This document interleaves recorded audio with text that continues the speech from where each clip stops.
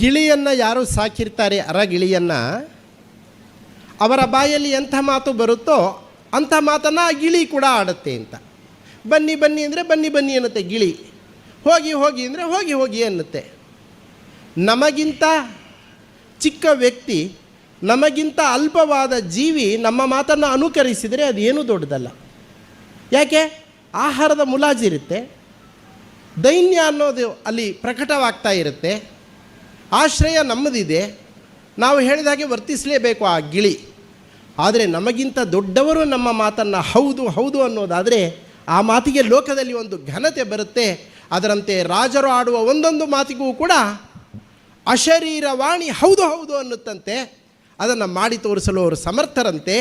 ಅಶರೀರೋ ವಾಯು ಅಂತ ಶ್ರುತಿ ಇರೋದರಿಂದ ವಾಯುದೇವರು ಹೌದು ಹೌದು ಅಂತಾರಂತೆ ನಮ್ಮ ರಾಜರ ಮಾತಿಗೆ.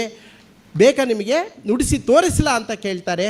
ಆ ಕಾಲದ ಜ್ಞಾನಿಗಳು ಅಂತಹದ್ದನ್ನು ಕೇಳಿದ್ರು, ಅಶರೀರ ವಾಣಿಯನ್ನು ಅನ್ನೋದನ್ನು ನಾವು ನೋಡಿದಾಗ ರುಜುಗಳು ಆಡುವ ಮಾತು ನಮ್ಮ ರವೀಂದ್ರ ಹೆರ್ಗ ಅವರು ಹೇಳಿದ ಹಾಗೆ ಅದು ಕನ್ನಡ ಆದರೆ ಏನು, ಸಂಸ್ಕೃತ ಆದರೆ ಏನು, ತೆಲುಗು ಆದರೆ ಏನು, ಆಡುವ ವ್ಯಕ್ತಿಯ ಅಧಿಕಾರದಿಂದ ಬರುತ್ತೆ. ಉದಾಹರಣೆ ಬೇಕಾ? ನೋಟಲ್ಲಿ ರಿಸರ್ವ್ ಬ್ಯಾಂಕ್ ಗವರ್ನರ್ ಅವರ ಸಹಿ ಇರುತ್ತೆ. ಆ ಸಹಿ ಒಂದಿದ್ದರೆ ಇದು 100 ರೂಪಾಯಿ ಅಂತ ಕನ್ನಡದಲ್ಲಿದ್ದರೇನು, ತೆಲುಗಲ್ಲಿದ್ದರೇನು, ಹಿಂದಿಲಿದ್ದರೇನು, ಇಂಗ್ಲೀಷಲ್ಲಿದ್ದರೇನು, ಅದು 100 ರೂಪಾಯೇ ಆಗಿರುತ್ತೆ. ಅದರಂತೆ ರಾಜರು ಹಯಗ್ರೀವ ದೇವರ ಸಾಕ್ಷಿಯಾಗಿ ನುಡಿಯುವಂತಹ ಮಾತು ಯಾವ ಭಾಷೆಯದಾದ್ರೇನು ಅದು ಮಂತ್ರವೇ ಆಗುತ್ತೆ. ವಾಯುದೇವರು, ಬ್ರಹ್ಮದೇವರು, ಲಕ್ಷ್ಮೀದೇವಿ, ನಾರಾಯಣರ ಸಮ್ಮತಿ ಅದಕ್ಕೆ ಸಿಕ್ಕೇ ಸಿಕ್ಕುತ್ತೆ.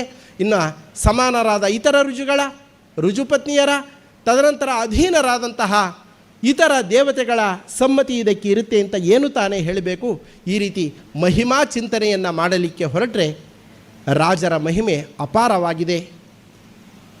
ರಾಜರು ಅವರ ಸ್ವರೂಪ ಅದನ್ನು ತಿಳಿಸಲಿಕ್ಕೆ ವ್ಯಕ್ತಾವ್ಯಕ್ತ ಅಂತ ನಾವು ಏನೇ ಹೇಳಿ ಒದ್ದಾಡಿಕೊಂಡ್ರೂ ಕೂಡ ಜಗತ್ತಿನಲ್ಲಿ ಇನ್ನೆಲ್ಲೂ ಕಾಣದ ಒಂದು ಆಶ್ಚರ್ಯ ಕಾಣುತ್ತೆ ನನಗೆ.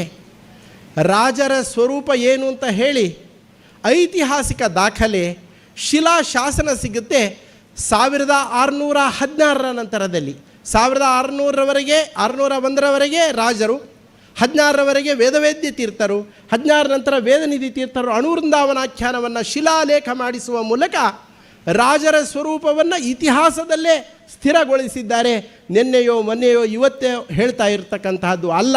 ಅದರ ಬಗ್ಗೆ ಕೂಡ ಒಂದು ಪ್ರತ್ಯೇಕವಾದಂತಹ ವಿಚಾರ ಸಂಕಿರಣವನ್ನೇ ನಾವು ಮಾಡಲಿಕ್ಕೆ ಇದೆ.